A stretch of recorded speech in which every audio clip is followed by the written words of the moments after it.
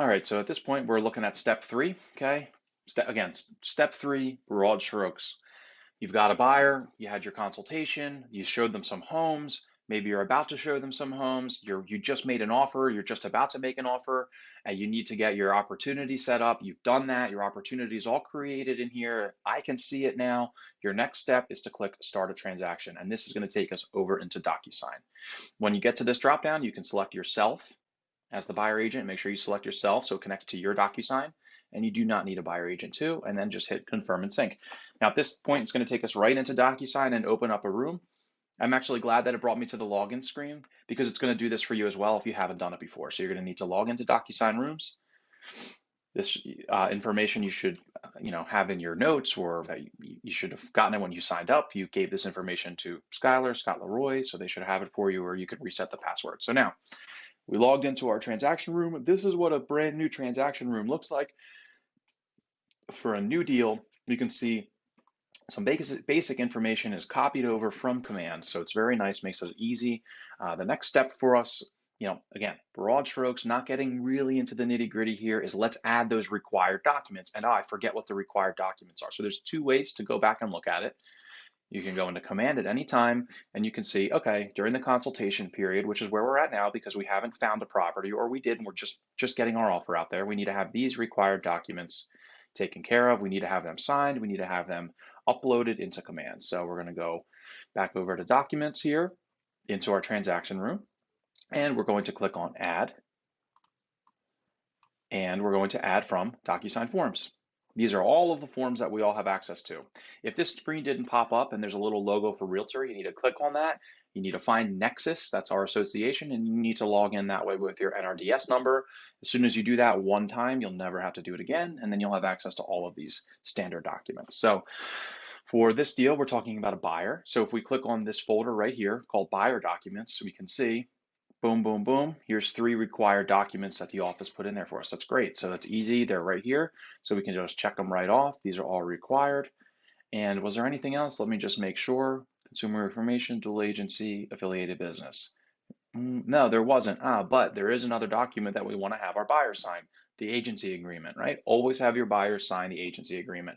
So if we scroll down a little bit, we can have them sign the exclusive buyer agency agreement. That's a little keynote in this video. Make sure you have them sign the exclusive buyer agency agreement so that they don't go and run off and buy a house with another agent.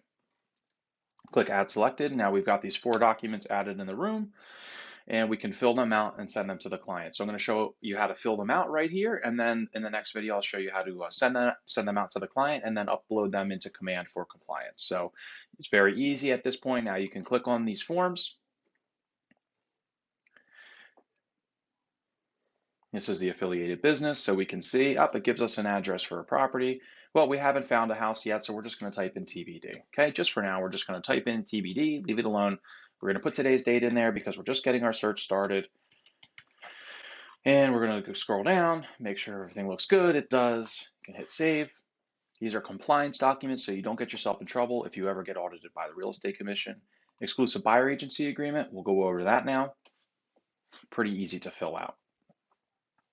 So put your buyer's names in here. They're already in here because you put them in command. They designate Keller Williams Realty to help the buyer search for a property within what municipality? Well, I typically write New Jersey.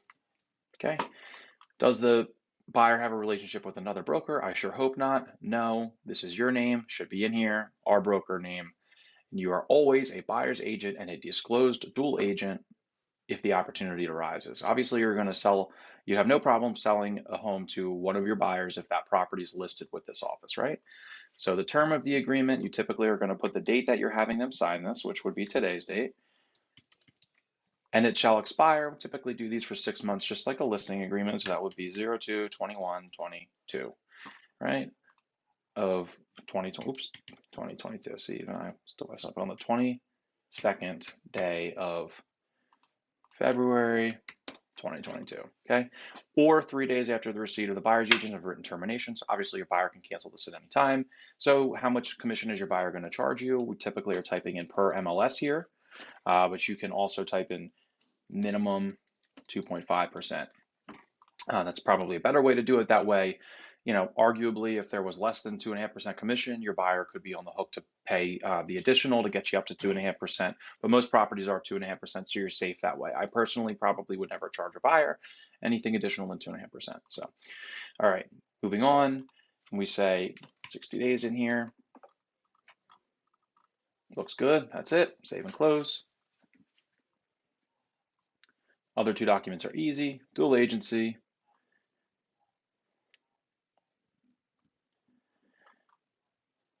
Already all in there. We can save it. CIS. Last document. One checkbox for us on here. Want to make sure you always scroll down and make sure that you have for buyers and tenants is where they're going to be signing, and you want to click off or check off, buyer's agent and disclose dual agent if the opportunity arises. And you can throw a date in here if you want, but not like super necessary. So obviously the CIS should be signed before you have your buyer consultation. Let me just say that again, your CIS technically should be signed before your initial buyer consultation. And that's all I'm going to say on that. So make sure you get this document signed right away and upload it into Command, or at least in your transaction room. So once you've done that, your next step, and I probably should have made this the first step, but I'm not redoing this video. You're going to want to go to People, Invite, put in my email, jstofy@kw.com, and type in my name. Here you go. It'll populate automatically, and then click Transaction Side, do Buy Side, and leave it as an agent owner invite. That way, if you can't figure out Command, you couldn't get the document in there, whatever, I can see your room at this point. So that's awesome. It's a huge help. So make sure you add me to the room. All right, so once all of these documents are filled out, you're ready at this point to create an envelope and have your buyer sign them. And then you can upload them in Command and you're good to go. Go find a house and we'll then talk about making offers. So I'm going to stop the video here.